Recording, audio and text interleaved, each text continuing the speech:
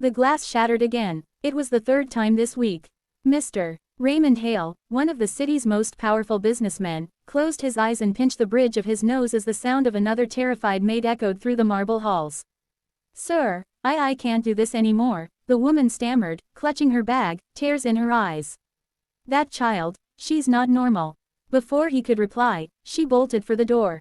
And once again, silence fell upon the mansion, except for the faint giggle of a 7-year-old girl standing at the top of the stairs, a stuffed rabbit clutched in her arms, eyes too sharp for her age. Her name was Lily Hale. And no maid lasted more than 3 days with her. The mansion's staff whispered that Lily was cursed, or worse.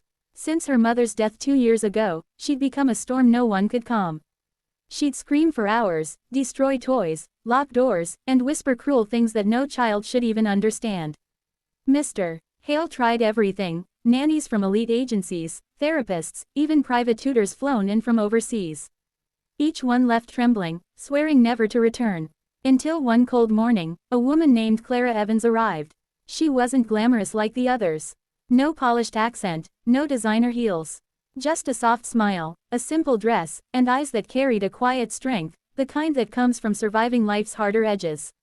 "I hear you need someone to look after Miss Lily," Clara said calmly when the butler hesitated at the door. "You won't last a day," he muttered under his breath. The first meeting didn't go well.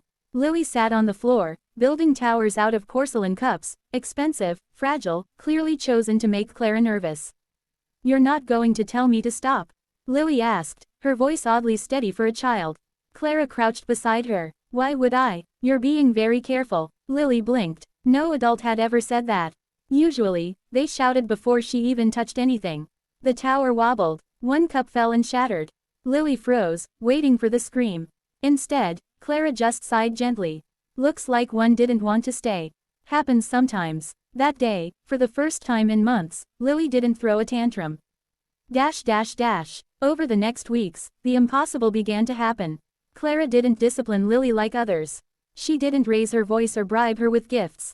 Instead, she listened. When Lily screamed, Clara waited until she was done, then handed her a tissue. When Lily broke something, Clara helped her clean it. When Lily stayed silent, Clara sat beside her in silence too. One afternoon, Clara found Lily sitting by her bedroom window, staring at the rain. "Do you miss her?" Clara asked softly. Lily's tiny hands gripped her rabbit. "Who? Your mom." The little girl's lips trembled, but she said nothing. Then, almost whispering, she said she'd never leave. But she did. Clara's eyes glistened. Sometimes love doesn't leave. Sometimes it just changes where it lives. Lily turned, confused. "Where does it go then?"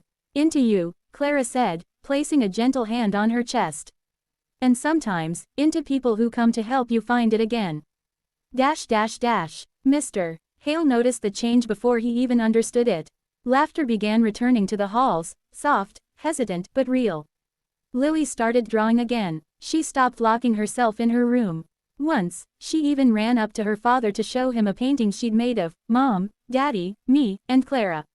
The sight almost broke him. That night, Mr. Hale found Clara in the kitchen washing dishes.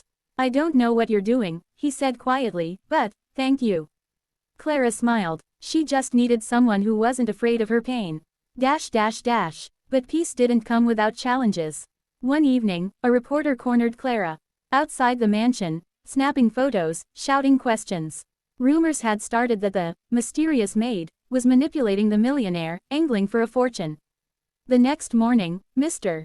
Hale's business partners urged him to fire her, claiming it was for his reputation.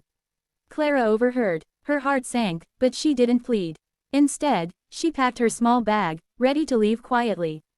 That's when Lily ran into the hall, clutching Clara's hand. "Don't go," she cried, tears streaking her cheeks. "You promised love doesn't leave." Mr. Hale froze. Something in that moment shattered the walls around his heart. He knelt, taking his daughter in his arms. "She's not leaving, sweetheart.